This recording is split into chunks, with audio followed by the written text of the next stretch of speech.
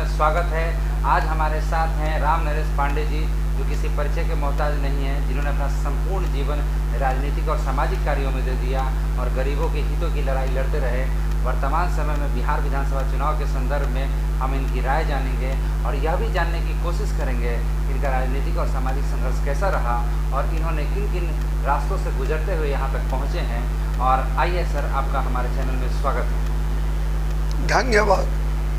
Sir, हमें ये बताइए कि आपने अपना राजनीतिक और सामाजिक जीवन की शुरुआत कैसे की? मैं आपको चैनल के माध्यम से जानकारी दूं कि हमारा सामाजिक सेवा की जिंदगी जीवन छात्र जीवन से ही रहा। और जब हम बच्चा थे, मिडिल स्कूल बेसिक स्कूल गांव के छात्र थे। मेरा घर हुआ मधुबनी जिला के हल्लाखी प्रखंड उमगांव के अंतर्गत एक हिसार गांव है, सामंती गांव, चर्चित गांव था।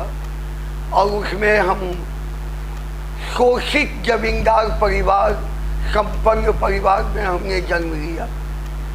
छात्र जीवन में ही सामाजिक अत्याचार के खिलाफ बगावत की चिंगारी खुली।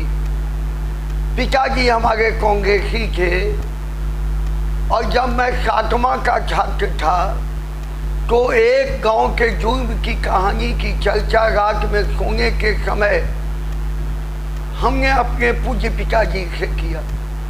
पिताजी ने कहा, वो लोग अन्यायी है, उस पंचायत को तुम क्यों सुन रहा था? तो हमने पिताजी को कहा कि आप भी तो कांग्रेसी हैं, वो भी कांग्रेसी हैं। उन्होंने जवाब दिया, कांग्रेस के अंदर दो विचार के लोग हैं, एक अन्याय करने वाला, एक अन्याय का विरोध करने वाला। हुआ कि पिताजी भी हमारे अन्याय के विरोधी है।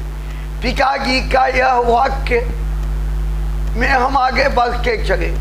हाई स्कूल में हमने 8वां से 11वां तक 4 हाई स्कूलों में भ्रमण किया। वहाँ शिक्षकों के द्वारा हॉस्टल में छात्रों की बर्बर पिटाई, अन्याय का विरोध, और यहाँ तक कि हम खिराहर में जाके मैट्रिक पास किया। मधुबनी आर के कॉलेज में प्री यूनिवर्सिटी में नाम लिखाया।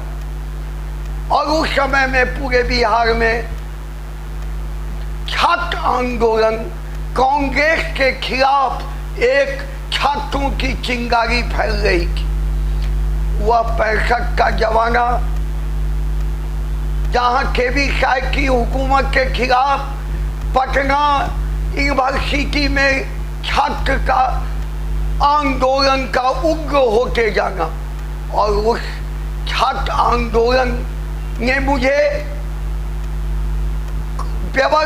कांग्रेस सरकार के गद्दी छोड़ने पर मानसिक मजबूती प्रदान की और हमने 67 में उस अभियान में शरीक हो गए। सर, आपके पिताजी तो कांग्रेसी थे, तो आपने कांग्रेस क्यों नहीं ज्वाइन किया? विचारधारा का प्रश्न था। हम हाई स्कूल में एक शिक्षक थे, नंद किशोर झा कसेरा के, वह मार्क्सिस्ट थे, हिस्ट्री के CMA थे, अद्वितीय योग्य लोग थे। और उमगांव हाई स्कूल में वो हमको अलग में मार्क्सवादी विचारधारा की ओर प्रभावित करते थे। एक साइंस टीचर थे, इंद्रदेव ठाकुर, बिहार के थे। गोपाल बाबू हेडमास्टर थे, प्रगतिशील विचारधारा के थे। और वह विचारधारा कॉलेज में आके और इतना मजबूत हुआ। एक दुविधा थी, समाजवादी विचारधारा ठीक, कर्पूरी जी की पार्टी ठीक कि मार्क्सवादी विचारधारा अंतर्राष्ट्रीय ठीक। और उसमें हमने एक सिद्धांत पढ़ के समझ के हमने मार्क्सवादी विचार को अपनाया। और 67 में जब केवी कहा की सरकार चली गई, हमने सोचा कि अब हमें कांग्रेस पार्टी का मेंबर बनना चाहिए। और 67 के मई जून महीने में हमने अपने पंचायत में पार्टी उम्मीदवारी का फॉर्म भरा और उसी दिन से हम संकल्पित हो गए। कबीरा खराब मैदान में लिए रुका की हाथ, जो घर जा रहे अपना चले हमारे साथ। हम आ गए सेवा में, लाल झंडे को थाम लिया और वही जिंदगी 1967 की जिंदगी, सेवा की जिंदगी, लाल झंडे पर अटूट विश्वास आज मुझे पार्टी के राज्य कमेटी में कार्यकारी सचिव के रूप में 7 अगस्त को सर्वसम्मत इस जिम्मेवारी को सौंपा। उसके लिए सर आपको बहुत बहुत मुबारकबाद है हमारे चैनल की तरफ से कि आप कार्यकारी सचिव हैं।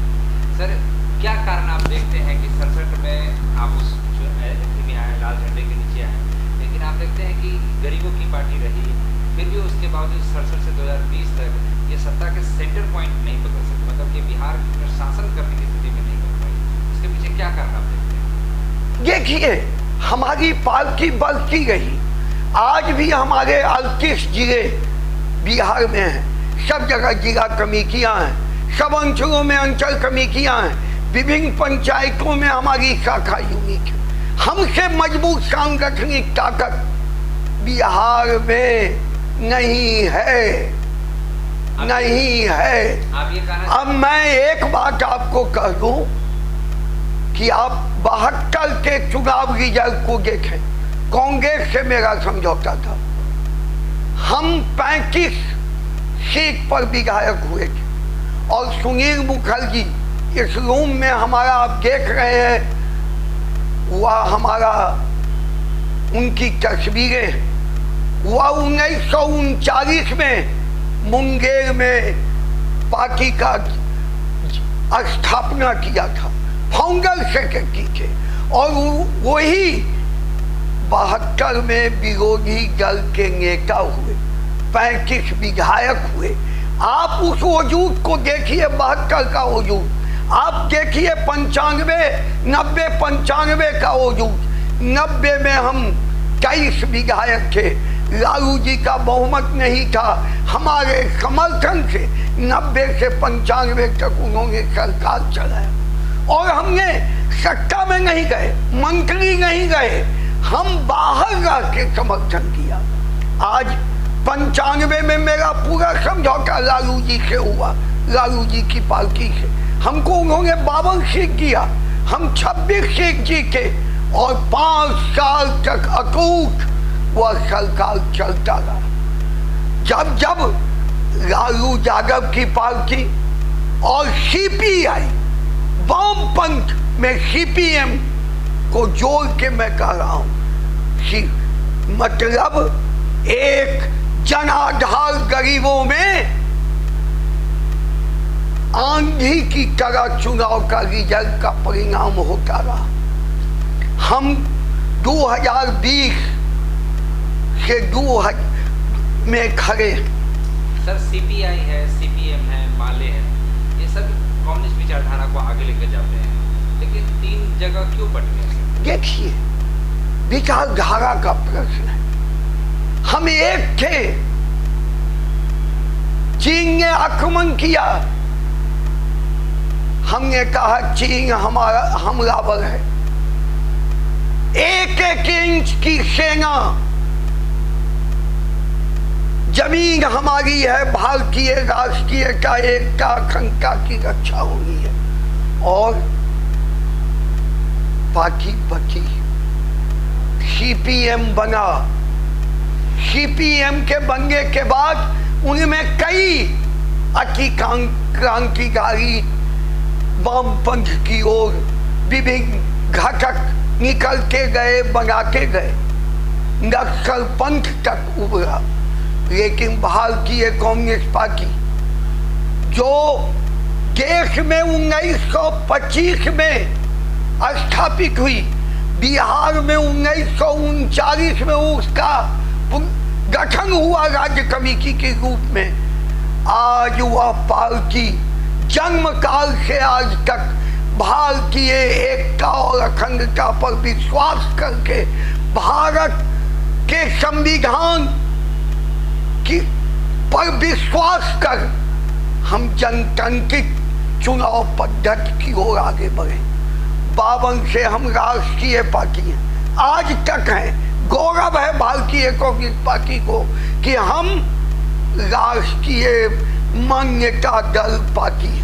और साथ ही आपको मैं एक बात दूं, रणनीति राजनीति का फर्क है, लेकिन हम वामपंथ समाजवाद लाना चाहते हैं, व्यवस्था परिवर्तन की लड़ाई लड़ना चाहते हैं और समाजवादी मार्क्सवादी दर्शन की ओर देश को बदलकर गरीब का राज बनाना चाहते हैं, मेहनत कश का राज बनाना चाहते हैं। सर आप ये कह रहे हैं कि हम समाजवाद की तरफ जाना चाहते हैं, लेकिन आपके सामने आप देख रहे हैं सर कि निजीकरण की जो प्रक्रिया शुरू हुई है वो रुक नहीं रही है। वर्तमान में जो सबसे बड़ा नियोक्ता है रेलवे सर, उसका भी निजीकरण कर दिया गया है। इस संदर्भ में आपका क्या स्टैंड है? आपने ठीक सवाल उठाया। नरेंद्र मोदी जी आ गए 14 में और नई आर्थिक नीति को कॉर्पोरेट सेक्टरों के हाथ में दे दिया और आज कोरोना वायरस के नाम पर, लॉकडाउन के नाम पर, जूम मीटिंग के नाम पर धड़ल्ले से कॉर्पोरेट सेक्टर की चाकरी कर रहे हैं, कॉर्पोरेट सेक्टर के आगे झुक गए, अंतरराष्ट्रीय स्तर पर अमेरिकी लॉबी के आगे में घुटना टेक दिया है। और मैं कहूं कि यह जो निजीकरण की नीति यह भारत के जनतंत्र के लिए खतरा, करोड़ों करोड़ लोग बेरोजगार हो गए। सरकारी सेक्टर के कारखाने में जो हमारा अपना है, एक जमाना था पंचवर्षीय योजना में ना जवाहरलाल नेहरू को लोग याद करके, इंदिरा गांधी को याद करके, एक जमाना था जब हमारी वैदेशिक नीति गुटनिरपेक्षता की आधार पर थी, जब हमारी समझ समाजवादी विचारधारा से भारत और सोवियत से एक उद्योग के उत्पादन के नाम पर एक सोवियत को धन्यवाद दीजिए उस जमाने का जो हमको अपने यहाँ कारखाना दिया, समाजवादी कंट्री ने किया, दुनिया के देशों ने किया, हम आत्मनिर्भर हो गए। हमारे 125 करोड़ जनता में आज जो बेरोजगारी है, पढ़े हुए शिक्षित लोगों में डॉक्टर बेकार, पीएचडी बेकार, एमए बेरोजगार, इंजीनियर बेरोजगार, बेरोजगारों का फौज स्नातक, इंटर, मैट्रिक करोड़ों में हो रहा है। सर आप देख रहे हैं कि निजीकरण के दौर में आरक्षण भी चुनौती के दायरे में आ गया है, इसको आप क्या कहते हैं? देखिए, आरक्षण एक सही सोच है, सही सोच। आरक्षण किसके लिए? जो अंतिम पौधान पर मेहतर है, डोम है, हलखोर है, अति पिछड़ा है, दलित है, महादलित है, जिसके बच्चे साग रोटी के भर पेट खाना नहीं खाते, उसके मेधावी छात्र अगर आगे बढ़ते हैं तो उनको आरक्षण की जरूरत है, अपनी हिस्सेदारी की जरूरत है। लेकिन सर जब निजीकरण हो जाएगा तो ऐसी स्थिति में तो आरक्षण रह नहीं जाएगा, आरक्षण तो स्वतः। मैं निजीकरण का विरोधी हूँ, सीपीआई निजीकरण का विरोधी है। निजीकरण देश के गुलामी के रास्ते पर ले जाने का एक रास्ता है, पूरे अर्थतंत्र को मिटाने का रास्ता है। अर्थतंत्र में नई आर्थिक नीति का जो खुल्ला कारपोरेट सेक्टर, इजारेदार घरानों के पूंजीपति देशी और विदेशी से जुड़ के जो निजीकरण में पूरा सरकार लिप्त है, यह के खिलाफ बिहार विधानसभा में वोट होगा और इस निजीकरण के खिलाफ बेरोजगारी नौजवानों के रोजी के सवाल पर बिहार विधानसभा का चुनाव होगा। आज अभी नीति आयोग को देखिए, अभी रिपोर्ट आया, अभी तुरंत रिपोर्ट आया। पत्रकार महोदय, नीति आयोग क्या कहता है? बिहार बहुत पिछड़ा हुआ श्रेणी में नीचे है। कैसा विकास नीतीश बाबू 15 साल के अंदर? नीति आयोग, सरकारी आयोग कहता है हमारा विकास तब होगा उद्योग धंधे लगेंगे। यह विधानसभा इसके लिए बदलाव है। इस एनडीए गठबंधन नीतीश कुमार को हम बदल के रहेंगे, यह सीपीआई का संकल्प है। साथियों, निजीकरण देश को गुलाम ले जाने का रास्ता है। सर, निजी क्षेत्र में आरक्षण की बात बहुत बार हो रही है, क्या आप इसका समर्थन करेंगे? देखिए, मैं क्या कह रहा हूं, हम आरक्षण नीति के समर्थक हैं। हम जो नीचे के पौधान के लोग हैं उनको आरक्षण चाहते हैं। और एक फार्मूला बिहार में आप स्टडी कीजिए। जगन्नाथ सरकार हमारे राज्य सचिव थे सीपीआई के, जिस पद पर मैं हूं। कर्पूरी ठाकुर मुख्यमंत्री थे जिस समय में बिहार आरक्षण के नाम पर चल रहा था।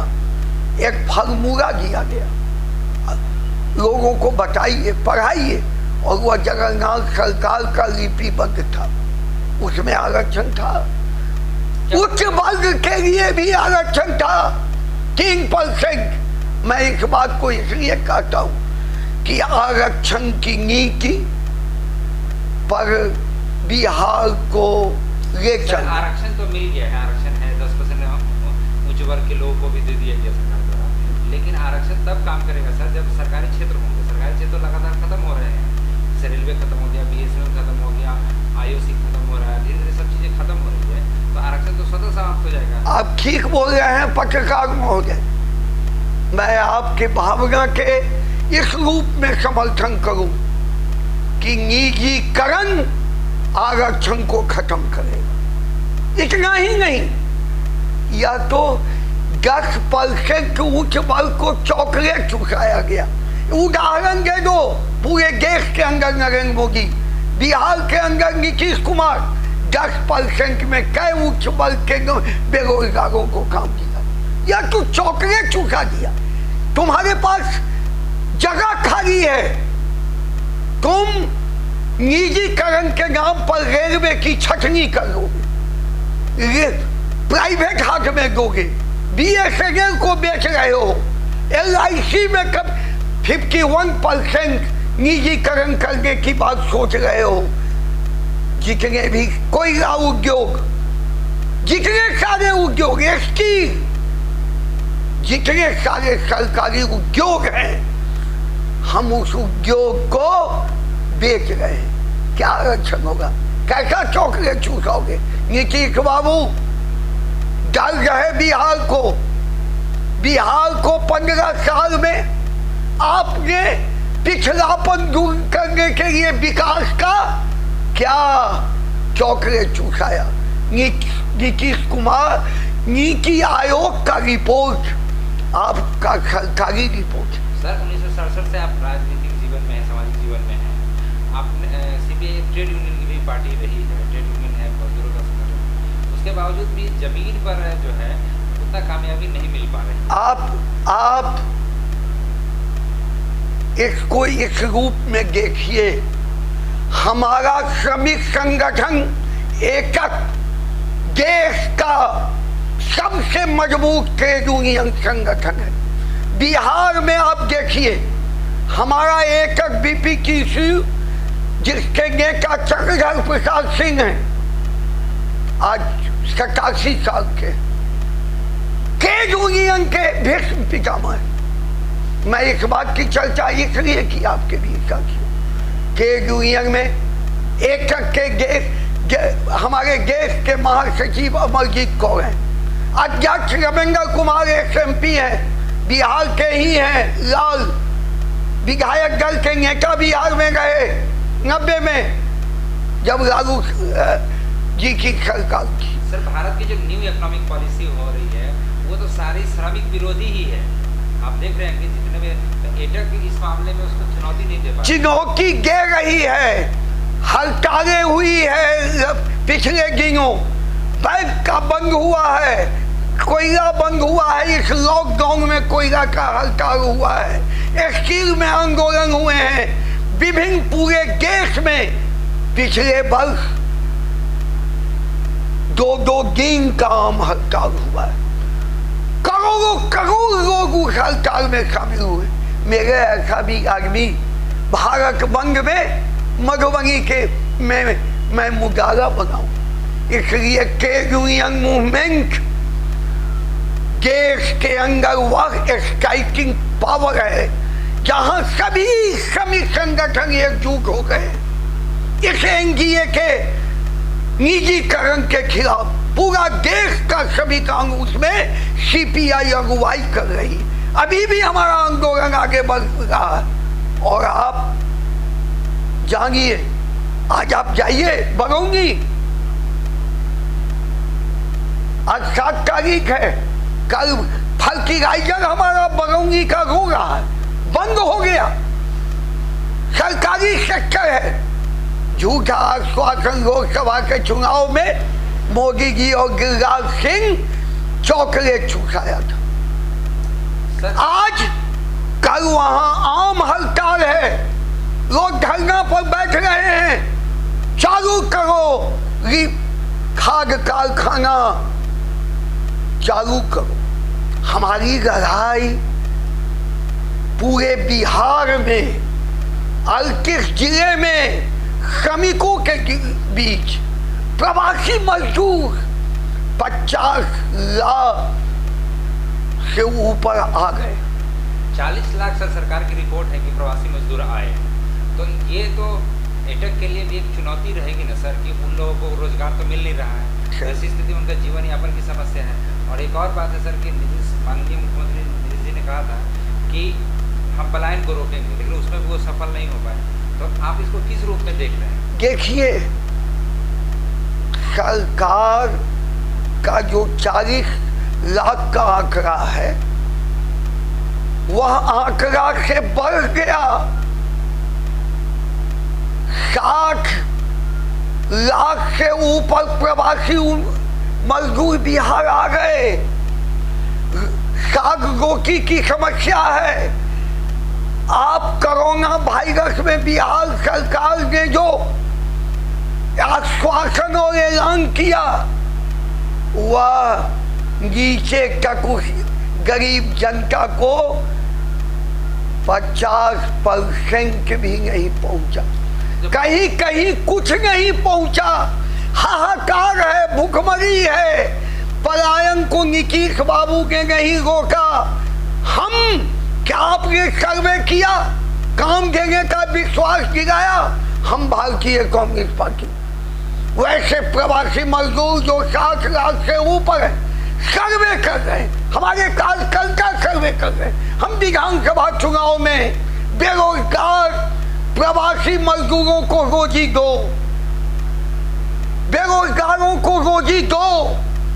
आज 20, 17, 18 साल से ऊपर 45 साल के नीचे के नौजवान पढ़े हों या अनपढ़ हों, बेरोजगारी का में भूखमरी के शिकार है। हम उसकी का सर्वे करा रहे। हम उस सर्वे के आधार पर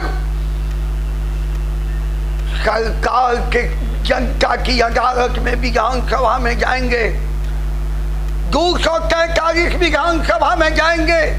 हमारा भारतीय राष्ट्रीय जनता दल के नेतृत्व में महागठबंधन वामपंथ एक क्षेत्र में बेरोजगारी फौज के लिए रोजी का मांग करेगा। हम बदलेंगे बिहार को, नया नौजवानों का बिहार बनाएंगे, बेरोजगारी के दूर करने का बिहार बनाएंगे। हम नीति आयोग में अति पिछड़ा जो सरकारी आंकड़ा है विकास की ऊंचाई पर नीति आयोग में हम आगे के सीढ़ी में उतरेंगे। यह सीपीआई का संकल्प है और इस आधार पर हम विधानसभा चुनाव में जा रहे हैं। हमारी तैयारियां हो गई। सर अभी आप देख रहे होंगे कि शिक्षण संस्थान को पूरी तरह से बंद कर दिया गया है। इसके और भी बहुत से सेक्टर को बंद किया, जैसे पर्यटन का क्षेत्र है, उसमें जो लोग काम करने वाले लोग हैं, पूरे बिहार में सर लाखों दुकानें हैं जो बंद हो चुकी हैं। तो ऐसी स्थिति में ये सब लोग तो बेरोजगार हो गए हैं, तो और उसके लिए सरकार की कोई नीति नजर नहीं आ रही, तो आपका क्या स्टैंड होगा? हमारा होगा इस विधानसभा चुनाव के अंदर पूरा दुकान खोलो, पर्यटन खोलो, पूरा दुकान खोलो। हम चाहते हैं कि पूरे आम नागरिक स्वतंत्र रूप से अपने रोजगार सरकार से देने की गारंटी करवाए। एजुकेशन सेक्टर को ही ले लीजिए सर, कितना शिक्षण संस्थान है। गलत है, गलत है। हमारे छात्र बर्बाद हो गए। अगर सुनिए पत्रकार महोदय, स्टूडेंट का बंद हो गया, शैक्षणिक क्षेत्र, दुकानें बंद हो गई व्यवसायियों की, पर्यटन बंद हो गया, धार्मिक स्थल बंद हो गए। लेकिन चुनाव आयोग ने कहा कि हालत में चुनाव करें। हमारी पार्टी ने कहा सामान्य स्थिति तक चुनाव मत कराओ, सामान्य स्थिति होने दो, होने जाने के बाद आप चुनाव कराओ। लेकिन चुनाव कराने के लिए मूर्ख हैं हमारी तमाम विपक्षी पार्टियां। एक मत से बिहार में सामान्य स्थिति तक चुनाव नहीं हो उसकी मांग की। आप जानते, एक बात जान लीजिए पक्का महोदय, गृह विभाग का एक संशोधन हुआ, अध्यादेश हुआ। क्या अध्यादेश में विधानसभा चुनाव होगा? क्या इस संविधान के संशोधन आपने जो कि अभी के वैश्विक महामारी पर किया, क्या यही इजाजत देता है? भारत सरकार और बिहार सरकार के हुक्मरान नीतीश जी और नरेंद्र मोदी जी जनता को खिलवाड़ कर रहे हो, दुकानें बंद कर रहे हो, चुनाव होगा। हम जनता में अदालत है, हम तो चाहते हैं तुरंत चुनाव करो। सर आपको नहीं लगता कि अभी लॉकडाउन की स्थिति में जब रैली करने पे, सम्मेलन करने पे, हर चीज़ पे रोक लगी हुई है, ऐसी स्थिति में आप अपनी बातों को जनता तक नहीं पहुंचा पाएंगे? हाँ, हमने लिख के भी रोक किया। हमारा तरीका, हम गरीबों के बीच जाते हैं, पर्चा छपवाते हैं, माइक घुमाते हैं, लोगों को झुका के अपनी नीतियों के बारे में कहते हैं, चुनाव घोषणा पत्र के बारे में कहते हैं, और हम कहते हैं कि हम गरीब राज लाएंगे। गरीब को मिटाने का हम संकल्प है, या आगे वाला परिवर्तन गरीबों का राज होगा। बिहार अगला विधानसभा हम कहते हैं किसानों का होगा, मेहनत कशों का होगा, आम नागरिकों को होगा। बेरोजगारी दूर करने का प्रधान होगा कि आज बेरोजगार पढ़े लिखे लोग और हमारे प्रवासी मजदूर से लेके गाँव के लोग मुहताज हैं। इसलिए हम बदलेंगे बिहार सरकार को, यह सीपीआई का संकल्प है। अभी जो महागठबंधन बनी है सर, उसमें आप एक बहुत बड़े पार्टनर हैं, और एक जो सबसे बड़ा सवाल ये उठ रहा है कि वर्तमान समय में एनडीए जो है उसमें जीतन राम मांझी चले गए, इसको आप किस रूप में देखते हैं? देखिए, जीतन राम मांझी संभावित पूर्व मुख्यमंत्री हैं, एक गरीब के परिवार से जन्मे हुए, एक उनकी छवि है। लेकिन मैं यह कहता हूँ, पार्लियामेंट के चुनाव में जब मैं कन्हैया कुमार के लिए चुनाव प्रचार में था, तो मांझी जी तो उसी तेजस्वी जी के मंच पर थे।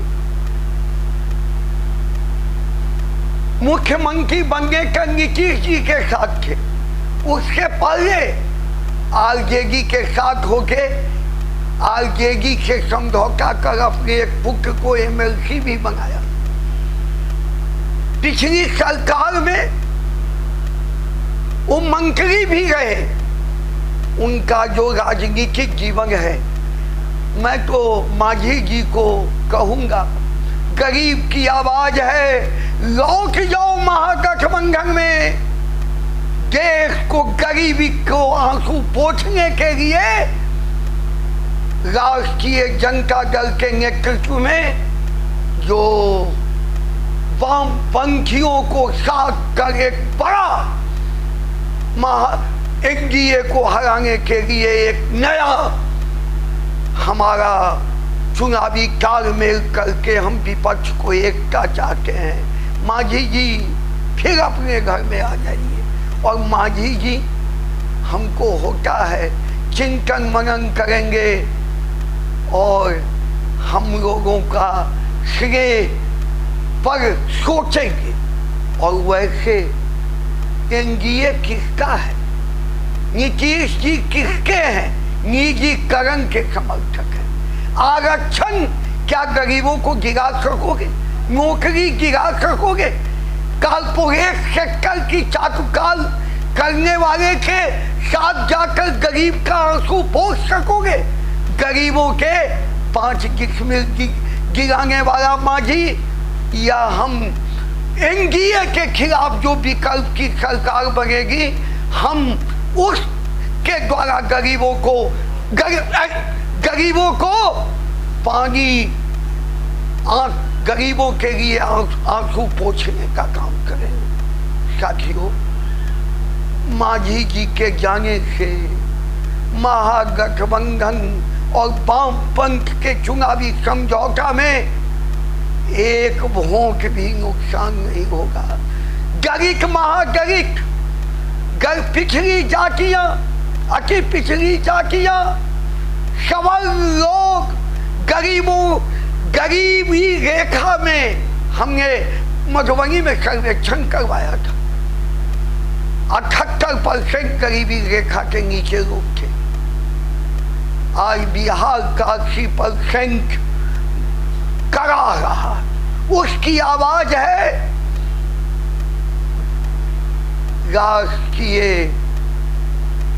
जनता दल लालू यादव की पार्टी, तेजस्वी जगदानंद, जो एक मजबूत कांग्रेस से मिलकर और कांग्रेस के भी सोनिया गांधी, राहुल गांधी, सबों की एक आवाज को जोड़कर, हम तमाम छोटे दल को एक आवाज को जोड़कर वामपंथी के एकता के ताकत के साथ हम एनडीए को हराएंगे।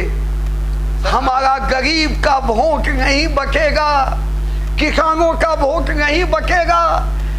जातीय समीकरण करने वाले एनडीए के गठबंधन वाले लोग सोच लो, जात से ऊपर उठकर हमारा गठबंधन इतना मजबूत एनडीए के खिलाफ होगा। सर, अभी जो वह गठबंधन एक आंधी चलेगी। सीपीआई का नारा है 243 सीट हमारा। सर, अभी जीडीपी जो है 23.5% नीचे गिर गई है और ऐसे वातावरण में आप इसको किस रूप में देख रहे हैं? देखिए, जीडीपी क्यों गिर गया है, ये बात तो आपके सामने में है, आपके सामने में है। जीडीपी का दर गिर गया है और बिहार के अंदर विकास पुरुष कहने वाले मुख्यमंत्री जी इसको गंभीरता से सोचे, इस दिशा में सोचे। नरेंद्र मोदी सोचे कि कहां जा रहा है बिहार, भारत कहां जा रहा है। सर, अभी बिहार में बाढ़ की समस्या है और आप देख रहे हो कि बाढ़ में काफी पुलिया आ रही है। भ्रष्टाचार देखते हैं या सामान्य?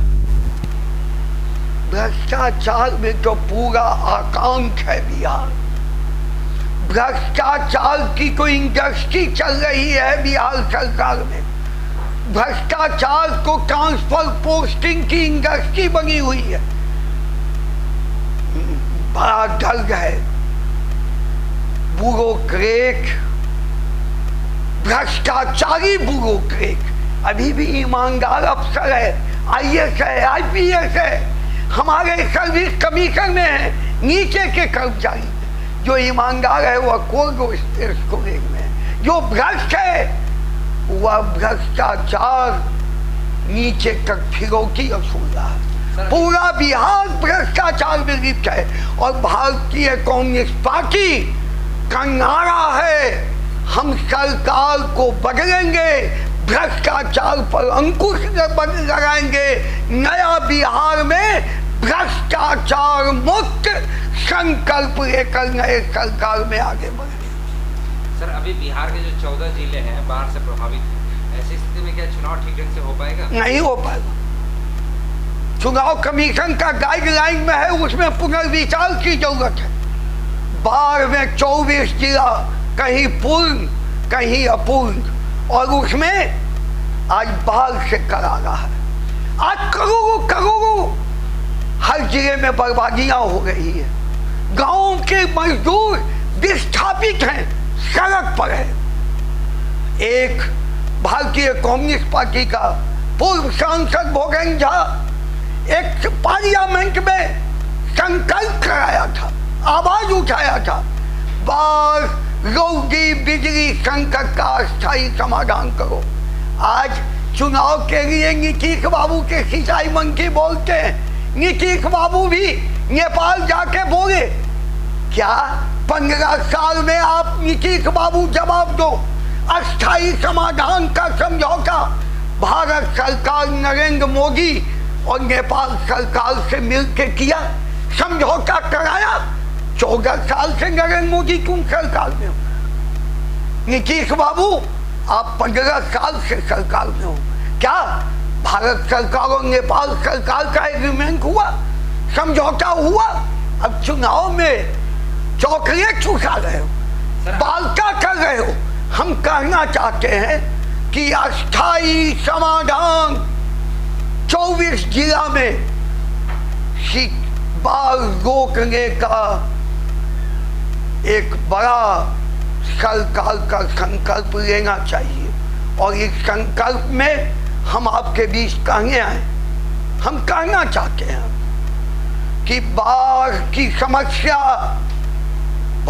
बिहार की बड़ी समस्या, और उसमें चुनाव, कोरोना, आज के डेट का आंकड़ा क्या है? प्रतिदिन ग्रामीण क्षेत्र में तुम जांच करवाए, जनगणना करवाते हो, सर्वे करवाया एक एक परिवार, कोरोना का जांच करवाया।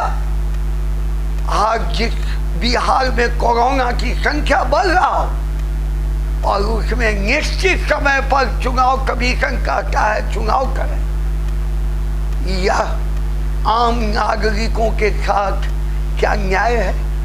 वोट का प्रतिशत क्या होगा? महिलाएं नहीं जाएंगी, पुराने वृद्ध नहीं जाएंगे, मतदाता में प्रतिशत मतदान केंद्र पर घटेगा। 1001 बूथ पर क्या यह सोशल डिस्टेंस का पालन होगा? मैं चुनाव कमीशन से पूछना चाहता हूँ। 1000 लोग कतार में लगेंगे, एक स्कूल में 4 विद्यालय हैं, 4000 लोगों का लाइन लगेगा। जमीन, स्कूल, इतना छोटा जगह है, कैसे तुम सोशल डिस्टेंस का पालन आप कराइएगा? कैसे मत का प्रतिशत 100% की ओर आगे बढ़िएगा? हम कहना चाहते हैं कि बिहार सरकार बाढ़ और कोरोना के सवाल में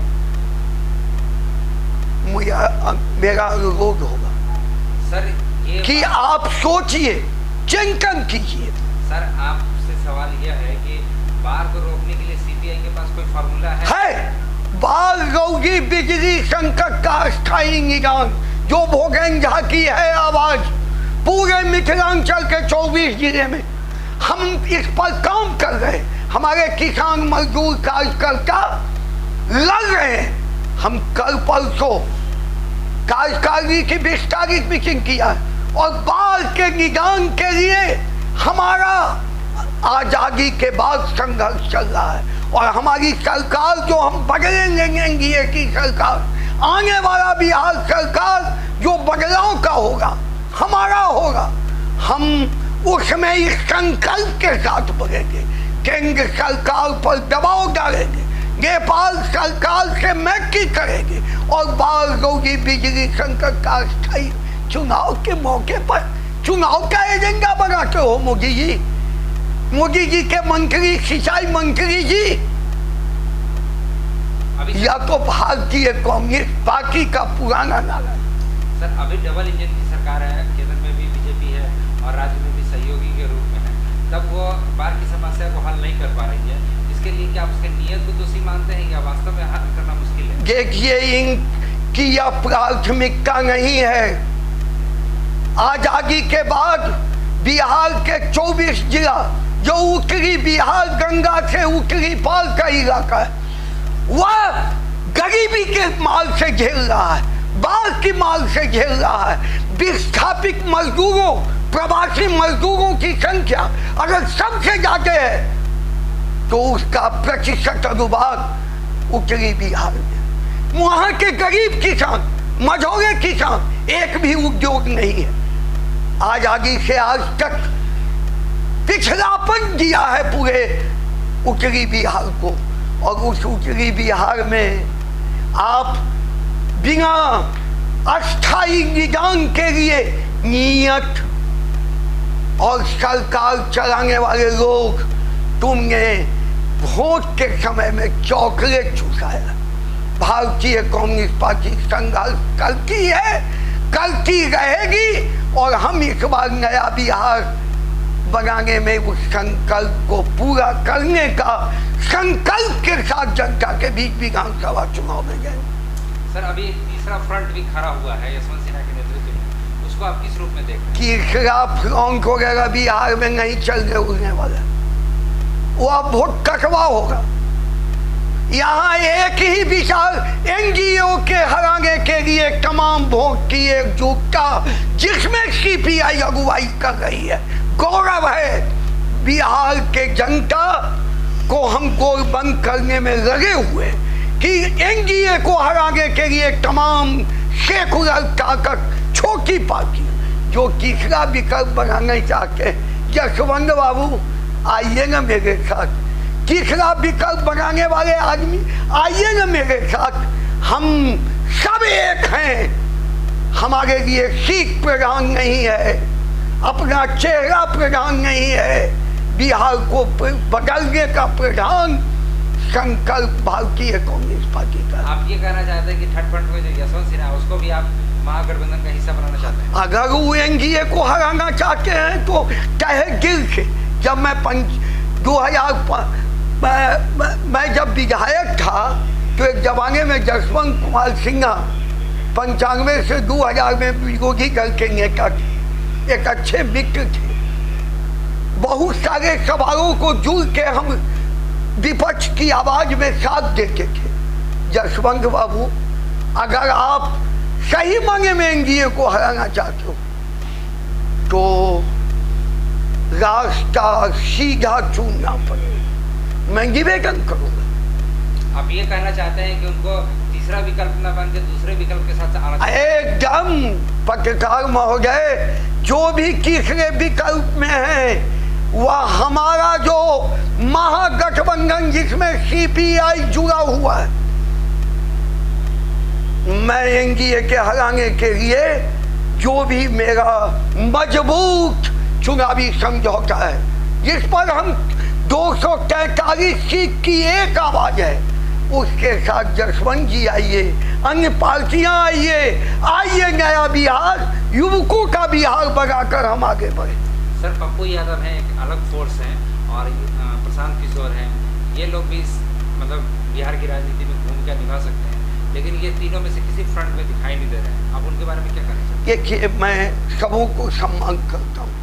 भारतीय कम्युनिस्ट पार्टी किसी भी समाज सेवी जो अच्छा काम करता है, बहुत कामों का, मैं पप्पू जी का समर्थक भी हूँ और बहुत कामों का पिछले दिनों आलोचक भी रहा हूँ।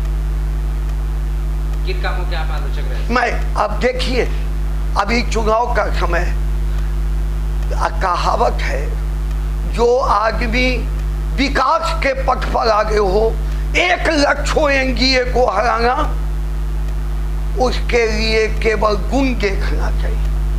हम आपसे चाहते हैं, आप पप्पू यादव में क्या गुण देखते हैं? देखते समाज सेवा में है, बाद के समय में पटना में अच्छा काम किया, अभी अच्छा काम वो कर रहे हैं कुछ, हम उसको प्रशंसा करें, लेकिन थर्ड विकल्प यहाँ नहीं बनेगा। बिहार में सीधा मुकाबला होगा एनडीए को हराने के लिए एक महागठबंधन राष्ट्रीय जनता पार्टी और कांग्रेस पार्टी, अन्य छोटी पार्टियां पूरी वामपंथ मिलकर एक विकल्प बनेगा। तीसरा विकल्प बिहार में कहेगा लोगे ये वोट कटवा, वोट कटवा, हमारे मिथिला में कहता है। राम नरेश जी क्या प्रयास करेंगे कि सभी पार्टी हम करेंगे, मैं कर रहा हूं। अगर मांझी जी कहेंगे कि हम एनडीए के साथ नहीं जाएंगे, हम यू के साथ नहीं जाएंगे, मैं उनके दरवाजे पर जाके माला पहनाऊंगा। मैं जसवंत सिन्हा पप्पू जी कहेंगे कि मैं इसके साथ चलूंगा, हम वामपंथ वाले उनको जोड़ेंगे। हम तमाम विपक्षियों को जोड़ना चाहते हैं। तो क्या राम नरेश जी इन लोगों से बात किए या करने की कोशिश करेंगे? करेंगे, करेंगे, करेंगे। आप विश्वास दिलाइए और चुनाव के अंतिम दिन तक भारतीय कांग्रेस पार्टी करेगी, वोट के बिखराव को रोकेगी। और मैं विश्वास दिलाता हूं पत्रकार महोदय कि अब इस बार एनडीए की सरकार बिहार में बोरिया बिस्तर बढ़ गया, अब वो आने वाले नहीं है। आपका प्रयोग फेल हो गया, हमारा प्रयोग देखो जिसमें भारतीय कांग्रेस पार्टी। आप ये कहना चाहते हैं कि नीतीश कुमार जी का ये अंतिम टर्न होगा? अब तो इसका तो सीधा है। मैं नीतीश जी को आदर काम देता हूँ, अच्छे काम किए। उनके समय में मैं 5 से 10 विधायक रहा हूँ, मेरे व्यक्तिगत अच्छे मित्र हैं, विकास चाहते हैं, लेकिन विकास क्या हुआ? नीति आयोग क्या कर रहा? मैं नहीं बोल रहा, पूरा बिहार पिछड़ गया, सरकारी आंकड़ा कर रहा है, पूरा ब्यूरोक्रेसी में भ्रष्टाचार एक इंडस्ट्री बन गया, आप नहीं रोक सके। नीतीश बाबू आपने तो मिल के 2015 में तेजस्वी जी को के साथ मिल के सरकार बनाया, उप मुख्यमंत्री बनाया। नीतीश बाबू बीजेपी वाले आज न कल धोखा देंगे यू को, उनको कमजोर करना चाहते। नीतीश बाबू सांप्रदायिकता से लड़ते, सेकुलर है, हमारा उनका सम्मान है, अच्छे मुख्यमंत्री की सोच रखते हैं, लेकिन व्यवहार में सब उल्टा हो रहा है। सरकार में उल्टी गंगा बहाई जा रही, भ्रष्टाचार का गंगोत्री का मिलन हो रहा है। सरकार कैसे चलाएंगे नीतीश बाबू? नीतीश बाबू अब जाने वाले, आज न कल नीतीश बाबू भी हमारे साथ हो। माननीय मुख्यमंत्री नीतीश कुमार जी आपका धर्मनिरपेक्ष है, लेकिन क्या कारण आप देखते हैं कि आज बीजेपी के साथ वो खड़े दिखाई दे रहे हैं? मुख्यमंत्री की रिक्शा, सरकार चलाने की रिक्शा। महागठबंधन में भी तो मुख्यमंत्री क्यों आरजेडी को उन्होंने अलग किया? क्या कारण देखते हैं? वो तो कारण को उनसे न पूछिएगा पत्रकार महोदय, क्यों उनको हटा के बीजेपी की गोदी में नीतीश बाबू चले गए, ये तो आप उनसे पूछिएगा। माननीय मुख्यमंत्री तो आपके मित्र भी रहे हैं। हैं आपका उनसे व्यक्तिगत संबंध है। देखिए व्यक्तिगत संबंध है, लेकिन उससे ऊपर है विचारधारा का, सिद्धांत का संबंध। और अभी जिस के गोदी में गए हैं वह निजीकरण का गोदी है, वह कारपोरेट सेक्टर में जाने का गोदी है, पूरे देश को गुलाम बनाने का है, संविधान के रक्षा का है, देश को बचाने का है। नीतीश जी उस गोदी से बाहर आइए, यह मेरा कहना। चलते चलते सर यह बताइए कि आपका जो राजनीतिक सफर रहा है इतना लंबा, उसमें आपको क्या लगता है बिहार कहाँ पर खड़ा है आज? बिहार भ्रष्टाचार के बीच मझधार में भ्रष्टाचारी से उब गया है। एक मजदूर होता है कि बिना हमको 5 रुपया दिए हमारा गरीबी रेखा में जातीय प्रमाण पत्र नहीं बनेगा। आज बिहार 18 साल से 45 साल का नौजवान बेरोजगार के लिए डर डर की ठोकर मार रहा है। आज का बिहार विकास के नाम पर नीति आयोग के को देखने से लगता है नीचे पौधान पर पिछड़ा हुआ है।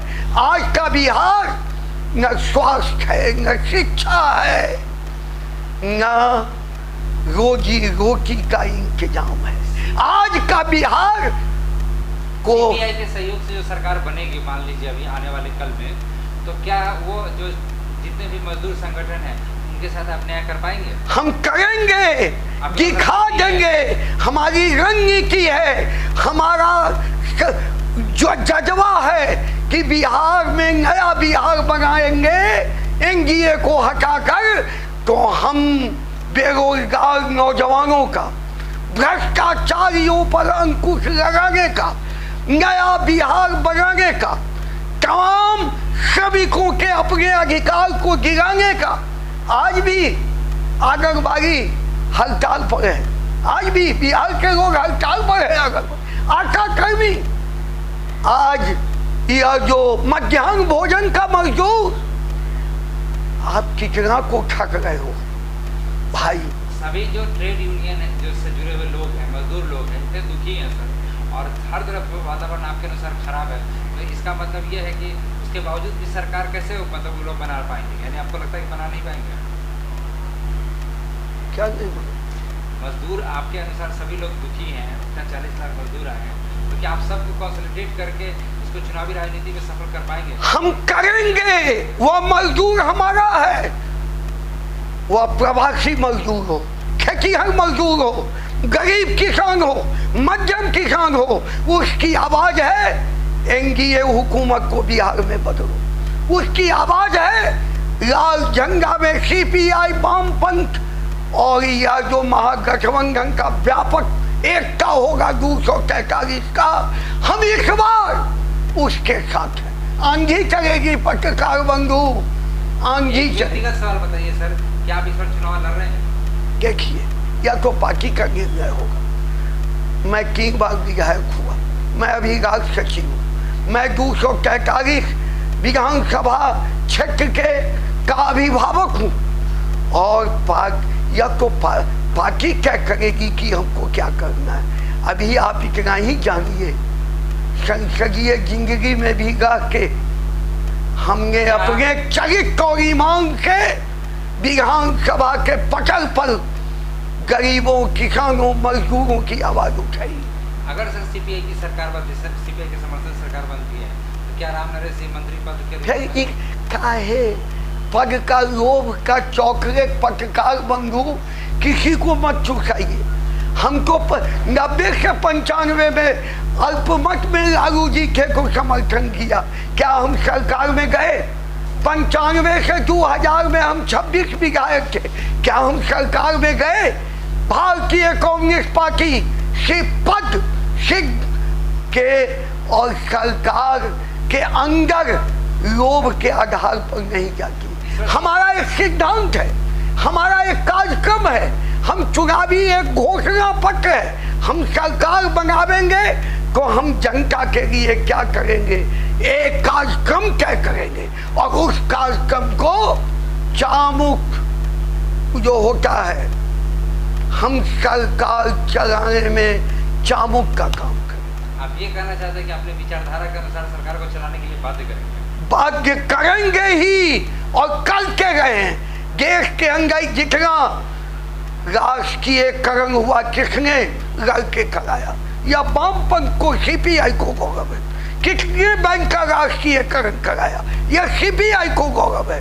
किसने उद्योग का विस्तार कराया, उसमें सीपीआई का सहयोग और लड़ाई का फल है।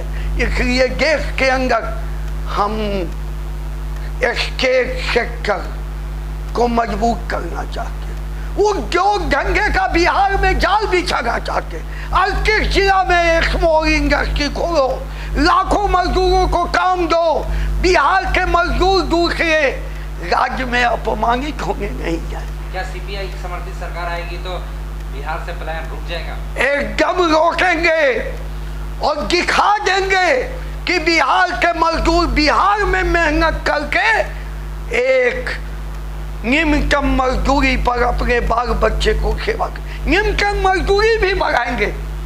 आज क्या है नरेगा की मजदूरी, हम उसका बढ़ाने का मांग करते हैं। जिसको आप प्रतिदिन 500 से कम पैसा दीजिएगा, उसका दाल रोटी साग पति पत्नी नाबालिग बच्चे जी सकेंगे। अभी आपका क्या है नरेंद्र मोदी जी, नीतीश जी, बिहार में मजदूरी का रेट, नरेगा का रेट क्या है बता दो। इतना निम्न है, कहने लायक नहीं है। शर्म है इस सरकार पर जो बिहार के मजदूरों को उचित मजदूरी नहीं देती। हमारा मांग है, हम करेंगे, हम नरेगा में मजदूरी बढ़ाने का केंद्र सरकार से लड़ाई करेंगे। बिहार में मजदूरी को बढ़ाएंगे, मजदूरों का लेबर एक्ट में संशोधन करेंगे। हम मजदूरों को खेती मजदूर को एक नया एक्ट बनाकर कानून बनाएंगे। किसानों की लाभकारी कीमत देने के लिए हम किसानों के बीच एक ऐसा काम कर दिखाएंगे, गरीब किसान से धनी किसान तक हमारे सरकार, बदले हुए आने वाले सरकार को चूमेगी। इसलिए सामान्य कार्य के लिए सामान्य वेतन, इसको लेकर काफी संगठन संघर्षरत है। तो क्या आपकी जब सरकार आएगी आपको समर्थन करेंगे? करेंगे और हम उठेंगे। अभी भी लड़ रहे हैं, जो लड़ कंधा में कंधा मिलाकर लड़ रहा हो वो अपने सरकार आने पर उसको लागू नहीं करेगा। पटकार बंदू करेंगे। बहुत से संगठन से जैसे ग्राम रक्षा दल है अपनी नियुक्ति के लिए लड़ रहे हैं, तो क्या ऐसे संगठन? ग्राम रक्षा दल के साथ अन्याय होगा। सरकार अपमानित कर रही। ग्राम रक्षा दल में हर पंचायत में ऐसा ग्राम रक्षा दल बनाएंगे जो पूरे पंचायत की रखवाली करेगा। सम्मानजनक सरकारी सिपाही तरह उसकी दर्जा दिलाएंगे, लड़ेंगे। ग्राम रक्षा दल के साथ न्याय हो रहा है, आज तक न्याय हुआ है। उन लोग को नौकरी से हटा दिया गया, हम उसको बहाल करें। आप चैनल के माध्यम से ये कहना चाहते हैं कि आपकी सरकार, आपके समर्थन जब सरकार बनेगी तो ग्राम रक्षा दल के लोगों को नौकरी निश्चित मिल जाएगी? निश्चित मिलेगी। आपने हमारे चैनल को समय दिया सर, इसके लिए बहुत बहुत धन्यवाद। आपको भी धन्यवाद। सीपीआई के प्रति आपके चैनल का संबंध इतना मधुर हो कि हम बदलाव के दिशा में आगे बढ़ सकें। धन्यवाद।